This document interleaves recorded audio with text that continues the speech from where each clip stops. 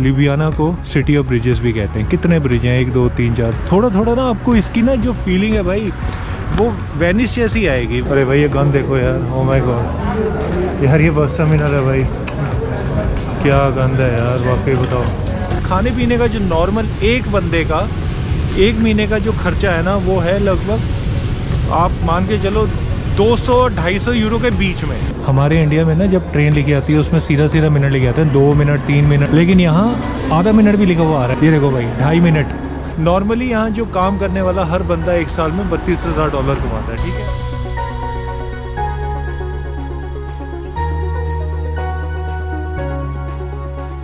लो जी शाम के बज चुके हैं 6 और अब मैं जाने को तैयार हूँ अपने बस स्टेशन के लिए। बस स्टेशन जहाँ से मेरी फ्लिक्स बस चलेगी स्लोवेनिया, नई कंट्री में जाने के लिए। तो भाई यहाँ टिकट 2 यूरो 20 सेंट की है, 90 मिनट के लिए वैलिड है। 24 घंटे वाली है 60 यूरो 60 सेंट की, सिंगल डे टिकट है वो। तो भाई टिकट बन चुकी है। ये कुछ ऐसे मिली है, मैं डर रहा था कहीं कार्ड ना दे दे मेरे को एक बार में यूज़ करने के लिए ना, वो जो कार्ड ही 5 यूरो का बनता है यार। मुझे तो बस एक बार भाई यहाँ ना एक बताना चाहता हूँ, मुझे बताया था किसी ने गूगल पे से भी आप कॉन्टैक्टलेस पेमेंट कर सकते हो। अपना सिर्फ फ़ोन दिखाओ और आपकी पेमेंट मतलब दरवाजे खुल जाएंगे, पेमेंट हो जाएगी। और अभी इस वक्त हूँ मैं लेम्ब्राते में और मुझे जाना है लोरेतो से चेंज करनी है मुझे, दोबारा M1 लाइन पकड़नी है भाई। ये मुझे पता नहीं लगा ये काले काले क्यों बनाते हैं स्टेशन, मतलब काली टाइलें, ब्लैक यहाँ पेंट, वहाँ भी ब्लैक पेंट, ये इतना नेगेटिव क्यों करते हैं। न्यूयॉर्क में भी सारा ऐसे ही ब्लैक ब्लैक था जो मैंने आपको दिखाया था मेट्रो स्टेशन। पता नहीं भाई क्यों ऐसा ये इतना मतलब नेगेटिविटी सी लगती है यार। देखो तो काला भूत लग रहा है ये पूरा स्टेडियम। हमारे इंडिया में ना जब ट्रेन लेके आती है उसमें सीधा सीधा मिनट लेके आते हैं, 2 मिनट 3 मिनट 4 मिनट 5 मिनट, लेकिन यहाँ आधा मिनट भी लिखा हुआ आ रहा है, 2.5 मिनट 3.5 मिनट 4.5 मिनट। ये देखो भाई 2.5 मिनट तो मतलब 30 सेकंड की भी वैल्यू डाल दी इन्होंने यार। अभी मैं बात कर रहा था नीचे टाइलें ब्लैक कलर की हैं, लो इनकी ट्रेन भी ब्लैक कलर की है पूरी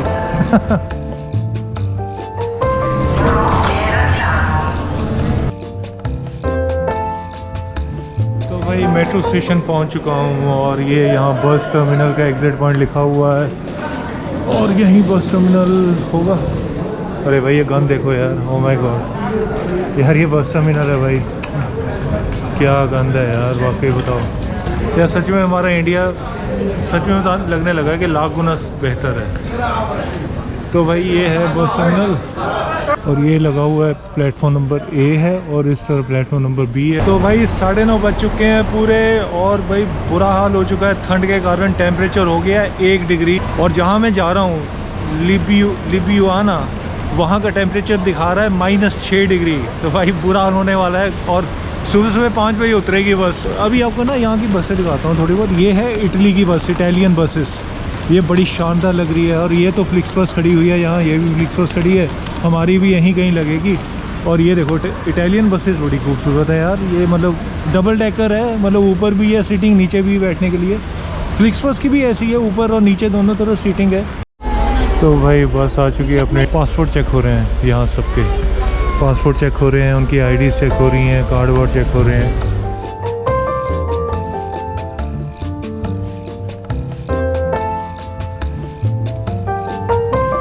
लो भैया जी पहुंच चुके हैं लुबियाना में, इस वक्त स्लोवेनिया में। सबसे पहले बता दूं यार, बस में चढ़ते वक्त तो कुछ आपसे बात ही नहीं हुई कि बस में चढ़ने से पहले बाकायदा पासपोर्ट पूछा गया और साथ ही साथ वीज़ा भी चेक किया गया, वैलिड है कि नहीं, शेंगन का है कि नहीं। रास्ते में बॉर्डर में कहीं बस नहीं रुकी है, कोई इमिग्रेशन नहीं हुआ, कोई बॉर्डर आया ही नहीं है, ठीक है। वो बस में चढ़ने से पहले पासपोर्ट पूछते हैं, उसके सिवाय और कुछ भी नहीं। लो जी स्वागत है आपका आज एक नई कंट्री के नए शहर में। इस वक्त हूँ मैं लिबियाना में। लिबियाना कैपिटल सिटी है स्लोवेनिया का और इस वक्त एकदम कैपिटल सिटी लिबियाना नाम ही बड़ा टेढ़ा मेढ़ा। ठंड भी बहुत है यार, -1 डिग्री है इस वक्त। तो भाई ये जो स्लोवेनिया कंट्री है ना, ये एकदम पड़ता है इटली, हंगरी और क्रोएशिया के बीच में, ठीक है। और यहाँ की जो भाषा है वो बोली जाती है स्लोवेनियन। कुछ लोग हंगेरियन भी बोलते हैं और इटालियन भी बोलते हैं, क्योंकि हाल अभी कैमरा डिस्कनेक्ट हो गया था। कारण उसका ये है कि इतनी ठंड है तो गोप्रो की बैटरी चलती नहीं है। अभी मैंने 100% पे लगाया था गोप्रो की बैटरी को, एक आधा मिनट नहीं चला होगा कैमरा और पूरी की पूरी बैटरी हो गई डिस्चार्ज। अब मैंने इसको पावर बैंक के साथ जोड़ा हुआ तो वीडियो बना रहा हूँ। तो भाई मैं कह रहा था कि जो ये कंट्री है ना, इस कंट्री में 3 भाषाएं हैं, हंगेरियन, इटालियन और तीसरी है स्लोवेनियन, इनकी खुद की। बहुत छोटा सा कंट्री है। इसका जो कुल मिला के एरिया पड़ेगा वो है सिर्फ 20,000 स्क्वायर किलोमीटर के आसपास। 20,000 स्क्वायर किलोमीटर आप ऐसे अंदाज़ा मार लो कि भाई जो हमारा हरियाणा है ना इंडिया का, उससे भी ज़्यादा। हरियाणा का तो 44,000 है, पंजाब का 52,000 है, तो उनसे भी आधे से भी कम है ये जो कंट्री है पूरा। या तो इसको मान लो कि आप जो मेघालय है हमारा, जो ईस्टर्न स्टेट्स हैं, उसके बराबर बस उतना है स्लोवेनिया। पॉपुलेशन है इसकी कुल 20 लाख। करेंसी यहाँ चलती है यूरो में।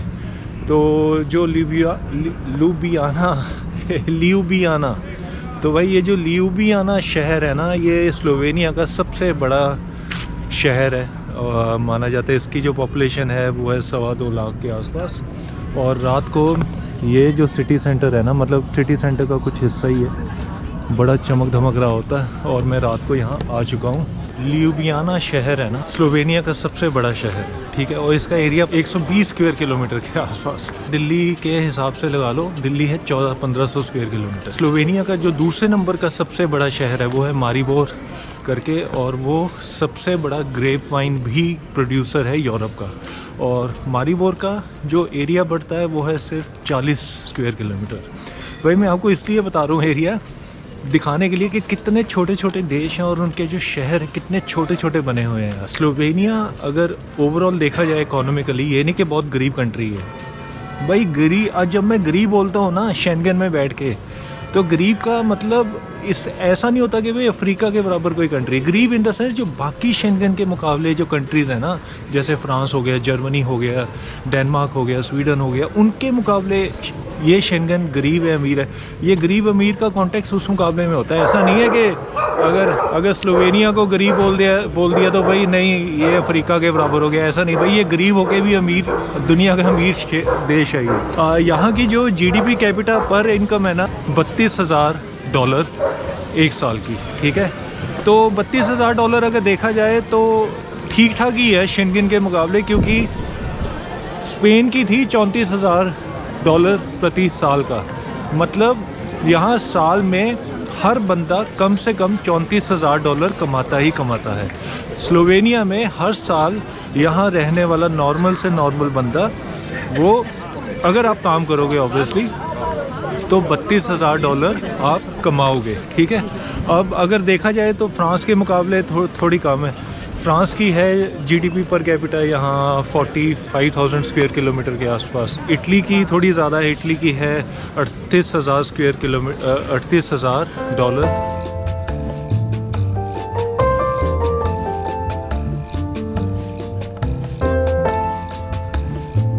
भाई और तो और जो ल्यूबियाना शहर है, इसको यूरोप की ग्रीनेस्ट कैपिटल के नाम से भी जाना जाता है। और अभी मैं आपको लेकर जा रहा हूँ यहाँ का सबसे मशहूर डेस्टिनेशन साइट, जो मतलब ये तो सिटी सेंटर मेन मशहूर यही है भाई। इसको कांग्रेस स्क्वायर भी कहते हैं, और जो सबसे मशहूर है जो लोग देखने आते हैं मतलब ड्रैगन स्क्वायर। और ड्रैगन स्क्वायर क्या है, ये इसी के ऊपर ड्रैगन ब्रिज करके जगह है। तो ये जो नदी बनी हुई है इसके आगे एक ब्रिज बना हुआ है, ड्रैगन ब्रिज। और भाई एक हैरानी की बात आपको बताता हूँ, जो ल्यूबियाना शहर है ये दुनिया का पहला ऐसा शहर बना है जिसने अपने सिटी सेंटर को पूरा कार फ्री जोन बना दिया है।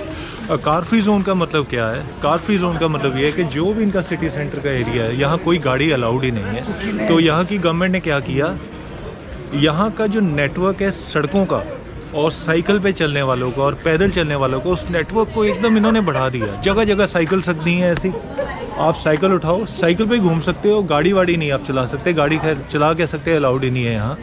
तो लोगों के हेल्थ कॉन्शियसनेस को देखते हुए सरकार ने लोगों की हेल्थ को देखते पूरे का पूरा एरिया कार फ्री जोन है भाई। और भाई जो यूरोप की निशानी, जगह जगह खुले ओपन बार रेस्टोरेंट्स यहाँ सड़कों पर ही। अच्छा एक बात और है, -2 डिग्री है अभी तो सड़कों पर ही ओपन एयर रेस्टोरेंट्स बने हुए हैं, लोग आराम से बैठ के वहाँ कॉफ़ी वॉफ़ी पीते हैं, खाते पीते हैं। तो भाई मैं हमेशा सोचता हूँ -2 डिग्री में अगर इंडिया में कहा जाए किसी को बाहर बैठने के लिए, कोई नहीं बैठेगा यार। कोई सोचेगा तक नहीं। हम कई बार हाईवे पे जा रहे होते हैं, रास्ते में रेस्टोरेंट्स आते हैं, ढाबे आते हैं, हम तो अंदर का कोई कमरा में हीटर वीटर लगे हुई जगह देखते हैं, लेकिन नहीं भाई यहाँ ये देखो -2 में ओपनली लोग यहाँ ओपन एयर टाइप यहाँ ब्रेकफास्ट कर रहे हैं। स्लोवेनिया माना जाता है सबसे मशहूर है अपनी कॉफ़ी के लिए। तो भाई ये आ गया ड्रैगन ब्रिज, बड़ा मशहूर और पॉपुलर ड्रैगन ब्रिज है यहाँ का। इस ब्रिज के दोनों तरफ ना ये 2 ड्रैगन्स बनाए हुए हैं, 1, 2 और ऐसे ही दूसरे 3 और 4। अब भाई ड्रैगन ब्रिज का महत्व क्या है, ये क्यों बनाया गया?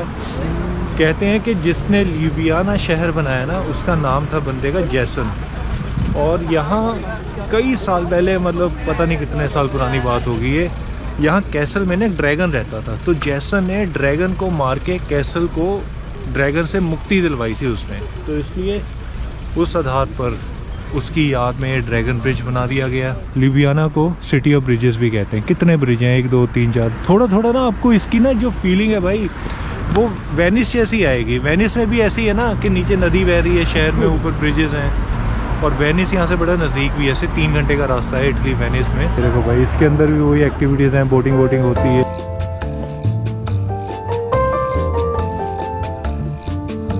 हर यूरोपियन शहर के हर सिटी सेंटर में एक सब्ज़ी मंडी होती है जिसको ढूंढ लिया गया है, और ये यहाँ की सब्ज़ी मंडी सिर्फ नाम है सेंट्रल मार्केट। आलू प्याज बड़े महंगे हैं भाई। आलू है यहाँ 100 रुपये किलो, टमाटर है 200 रुपये किलो से शुरू होते हैं, अलग अलग वेराइटीज़ है। 9 किलो 25 यूरो के जो एप्पल है यार। अरे देखो भाई सब्जी, सारी सब्जी मिलेगी इंडिया की। ये बंद गोभी है, इनकी बंद गोभी ऐसी होती है भाई ये देखो यार, ये भी बंद गोभी है, ये लाल रंग की बंद गोभी है, गाजर पड़ी हुई है। अरे लाइन लगी हुई है यार, लाइन में खड़े होकर सब्जी लोग खरीदते पहली बार देखे हैं भाई मैंने। ये देखो लाइन में खड़े हुए हैं यार। चलो भाई ये देखो यहाँ ऑर्डर से मतलब सब्ज़ी ले रहे हैं, मतलब लाइन में खड़े होकर पूरी। ये पहली बार देखा है मैंने। तो भाई ये 5 यूरो 1 किलो। ये स्ट्रॉबेरी का डब्बा कितने का है? 4.5 यूरो का। How is potato? How much is potato? 1 euro and half. Okay 1 euro 1 kilo. 1 euro and half. Okay. भाई स्लोवेनिया है ना बड़ा मशहूर है अपने घर में वाइन बनाने के लिए। इनकी जो लोकल वाइन्स है ना बड़ी पॉपुलर हैं और सस्ती भी हैं जो मार्केट के मुकाबले बाकियों की वाइन्स हैं। ये देखो ये सब जितने भी वाइन देख रहे हो ना, ये लोगों ने अपने घरों में बनाई हुई है, और इनका जो प्राइस है 5 यूरो के आसपास एक बोतल मिल रही है वाइन की। तो भाई ये बड़ा एक पॉपुलर जगह है, दोबारा इस पे आ गया हूँ। ये देखो इसको कहते हैं ट्रिपल ब्रिज।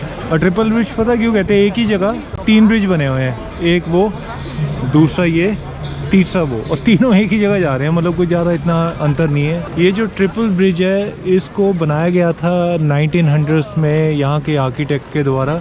और जैसा कि आपको बताया कि ल्यूबियाना एक ऐसा शहर है जो कार फ्री जोन है, मतलब एटलीस्ट सिटी सेंटर में कोई गाड़ी नहीं चलती। लोगों को चलने का बड़ा शौक़ है, तो ताकि लोग ज़्यादा से ज़्यादा चलें, ज़्यादा से ज़्यादा सड़कों पे घूमें, उनकी हेल्थ बेनिफिट के लिए साइकिलिंग करना, जॉगिंग करना यहाँ के लोगों में आम पाया जाएगा। शायद एक ये भी कारण है कि स्लोवेनिया दुनिया का एक ऐसा कंट्री है पर कैपिटा के हिसाब से जिसके सबसे ज़्यादा ओलंपिक मेडल्स भी आते हैं। तो भाई 20 लाख का इसकी टोटल पॉपुलेशन है, लेकिन इस बार जो ओलंपिक्स हुए थे पेरिस ओलंपिक्स, उसमें इस 20 लाख के कंट्री ने 3 मेडल जीते, मतलब 2 गोल्ड और 1 सिल्वर। देखो भाई ये ना पूरा सेंट्रल एरिया है, यहाँ कहीं भी गाड़ी नहीं दिखेगी, कार फ्री जोन है। मतलब ये तो मैं आपको यहाँ से, मतलब मैं तो पीछे से चलता आ रहा हूँ काफ़ी दूर से, लेकिन कहीं भी आपको गाड़ियाँ नहीं दिखेंगी। अगर ये है सिर्फ ये टूरिस्ट वैन्स हैं या ऐसी घूमती हैं जिसमें बैठ के आप यहाँ का चक्कर लगा सकते हो। बाकी और तो भाई ये देखो साइकिल हैं, लोग साइकिल चला रहे हैं मज़े में यार, कोई मतलब इतना नहीं है। देखो भाई कितने साइकिल दिखेंगे चलते हुए। भाई मेरे लिए, हमारे लिए बात बहुत बड़ी है, क्योंकि हम उस जगह से आते हैं, हम उस कंट्री से आते हैं जहाँ लोग गाड़ियाँ ऐसे रखते हैं। ज़्यादातर तो गाड़ियाँ दिखावे के लिए लेते हैं और अपने गराज में रख देते हैं सिर्फ दिखाने के लिए कि हाँ हमारे पास भी गाड़ी है, चलाते बिल्कुल ना हो। और मतलब इंडिया में तो मतलब हम तो इसलिए भी मशहूर हैं कि 200 मीटर की दूरी पर जाना हो तब भी हम गाड़ी निकालते हैं अपनी बात। और भाई ये देखो यार, ये साइकिल का हर जगह साइकिल स्टैंड्स बना रखे हैं, सुपरमार्केट में भी साइकिल स्टैंड बना रखे हैं। कहीं भी आओ अपनी साइकिल पे, तो शर्म नहीं है लोगों को कि नहीं भाई मैं साइकिल चलाऊंगा तो कैसा लगूंगा। चलो भाई अब बात करते हैं स्लोवेनिया के बारे में कि स्लोवेनिया कैसा कंट्री है, रहने के लिए कैसा है, काम करने के लिए कैसा है, पढ़ने के लिए कैसा है, अमीर कंट्री है कि गरीब कंट्री है, यहाँ का लाइफस्टाइल कैसा है, सब कुछ।